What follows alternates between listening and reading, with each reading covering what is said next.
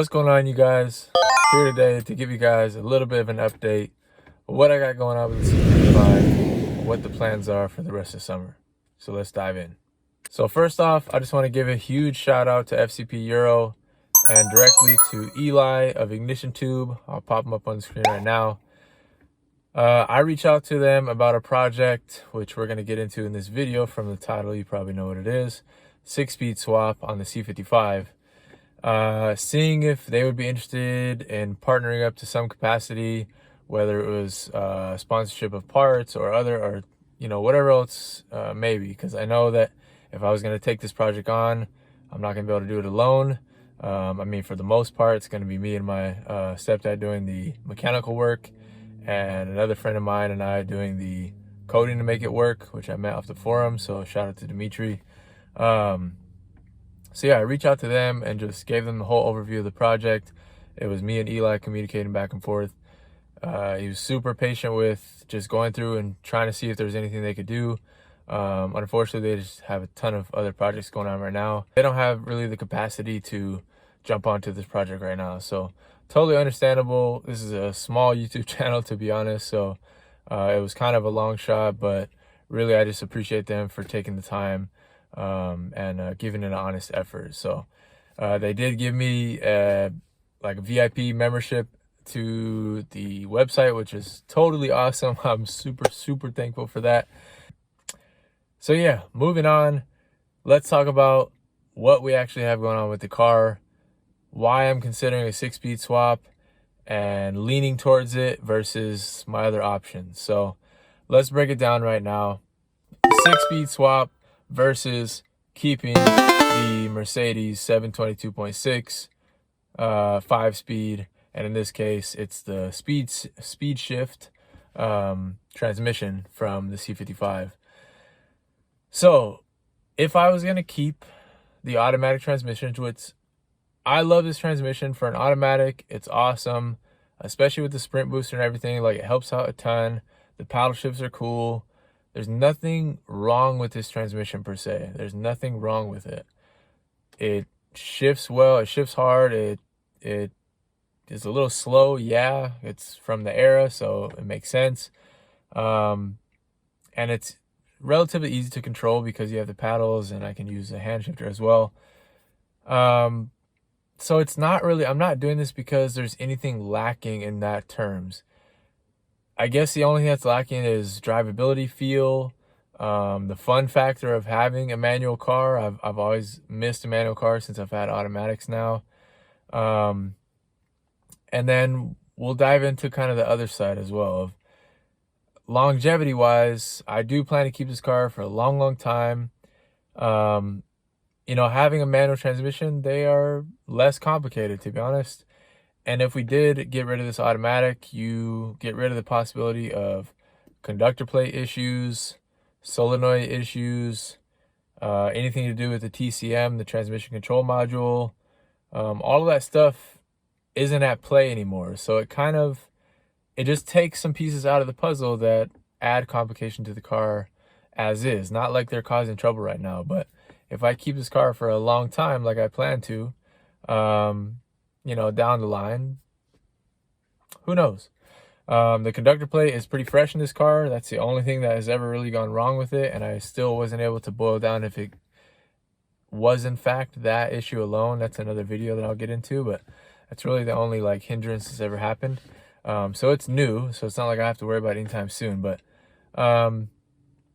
just getting rid of that complication, I guess, is one benefit of taking it out.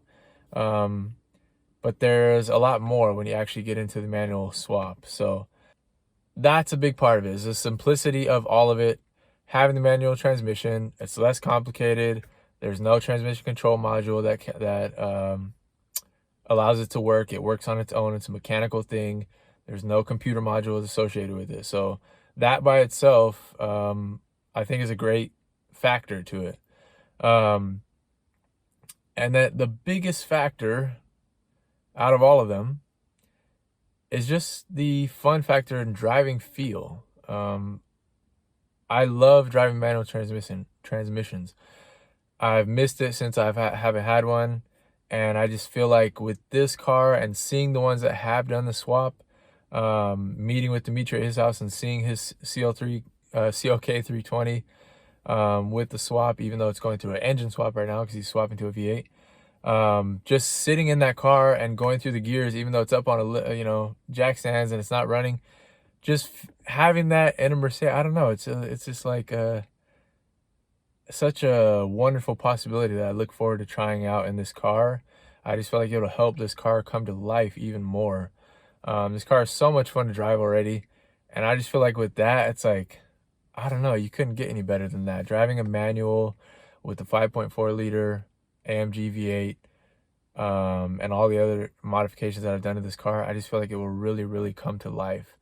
So let's break into like the actual pros and cons and cost efficiency of doing the swap versus like what I could do if I kept the automatic. So let's jump into that right now. All right. So for the automatic, let's say I wanted to, get it to a point where it performed as well as it could and had whatever upgrades to the internals that I could that reasonably equated to what it's going to cost me for the manual swap. So the manual swap, if I'm doing it correctly and I'm trying to be efficient and calculating all my costs as I go and trying to find good deals as I go, from what I've researched so far, I think I can do it for around $1,500 plus or minus a few $100s for all the little miscellaneous items that I might have to pick up along the way, like hydraulic lines, clutch pedal assembly, etc. All the little things that go with it. But they're the pieces that you can't buy as kind of the big pieces as a whole. They're not that hard to find, and they're not that expensive actually directly through the dealer. And this is from gaining experience through the two other people that I've seen that have done this. Jake Jack's channel, which I'll link him as well, and Dzmitry, who has a small YouTube channel. I don't know if he cares that much about YouTube, but he just wanted to upload it to show how it's done. But he does have a huge write-up on MB World that's super helpful for anyone interested in doing this. Super cool guy. Meeting with him was awesome. We talked for like hours, just Mercedes stuff. And yeah, so if I was going to build automatic though, so let's say I had that $1,500 budget, I could swap out the valve body for, let's say, like VRP's street valve body or Southern Hot Rod, one of their options. I would probably go with the VRP because it's less harsh on the downshifts according to legit street cars. And it also actually has changed the 1 to 2 gear, which I feel like is the slowest on this transmission stock. So I could do that, which runs about $800, I believe. I'll pop a picture up. And with that, I could also swap in the 2+ quart transmission pan that they also make from VRP. All aluminum pan, very thick aluminum, and it has the cooling fins on it. So that right there, that's about $1,000 or $1,100. I think the pan was about $300 some dollars. So about $1,100, $1,200. I could have upgraded valve body and extra 2 quarts of transmission fluid available. That will help keep things cooler, help keep things more fresh. And this transmission, from what we know, the history of it, is relatively bulletproof. It can last for a long time and hold a lot of power. Because it was used in so many different platforms, V12s, twin turbos, supercharged V8s, all that stuff. They basically just built them to a higher spec and just put them in everything.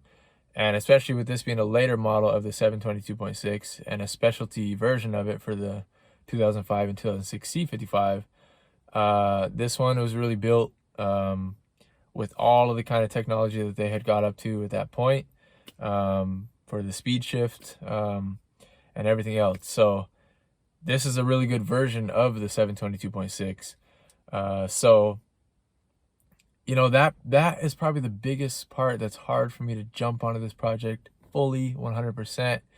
It's just because I know that this is such a known, well-built part of the drivetrain that will last, is robust, all those things. So yeah, it's hard to move away from it. Now, taking that same budget, and let's say I found what we would be using for transmission. It's a 716.6.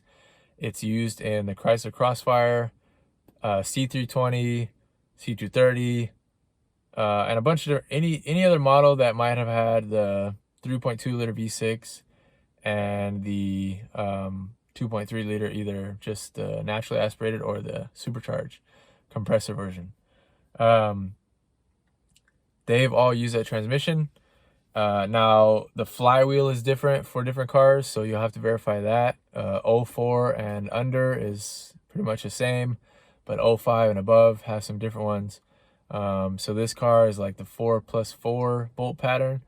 I'll try to pop pictures of this as I'm talking.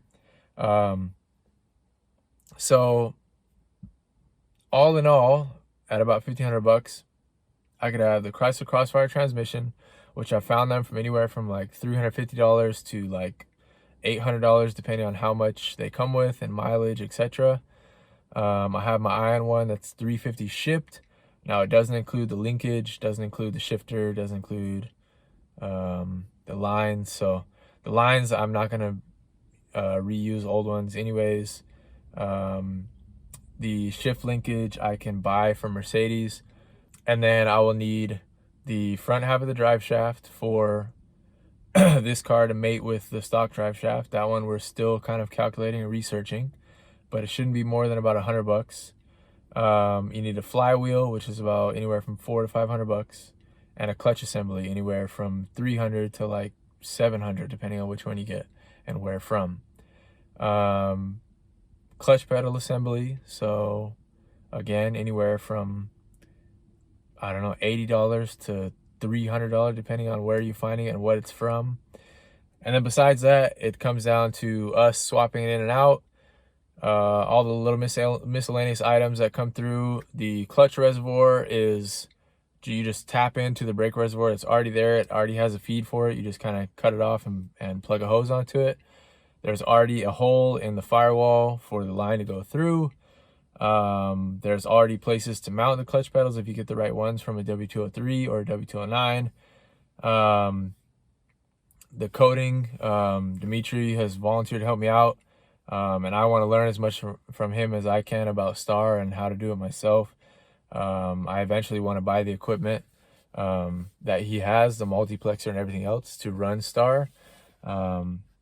So yeah, all said and done, you know, around $1,500 range, I could have a manual transmission car. Now that's without the labor and all that stuff, because it would be me and my stepdad doing it ourselves, taking out the transmission, putting the other one in, and getting everything to work. So, you know, if you were doing this at a shop, I think a shop would be able to do this for, you know,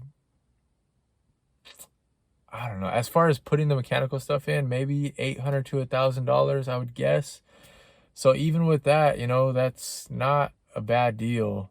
I think if you could do this for under like $3,000 even, that's a pretty good deal for what you're getting in the trade-off. Now, here's the cons of the manual transmission. So I'm not too worried about this because I feel like I've done my research and I see what's going on, but the rating for the 716.6 is only about, I don't know, 279 foot-pounds of torque or something like that.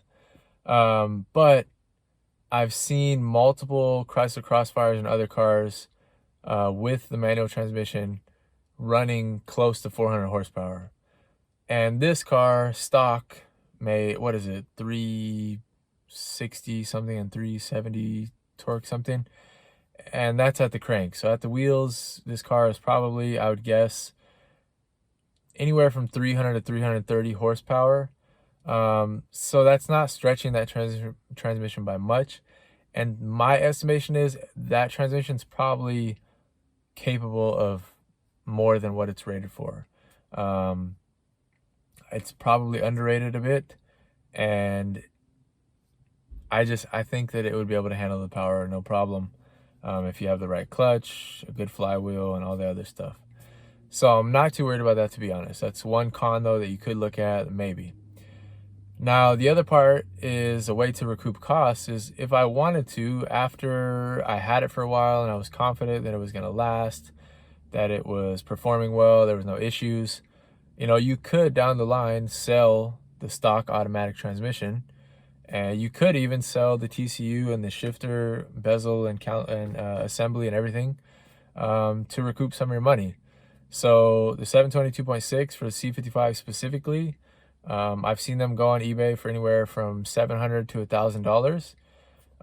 And the TCMs usually go for like $150 or so.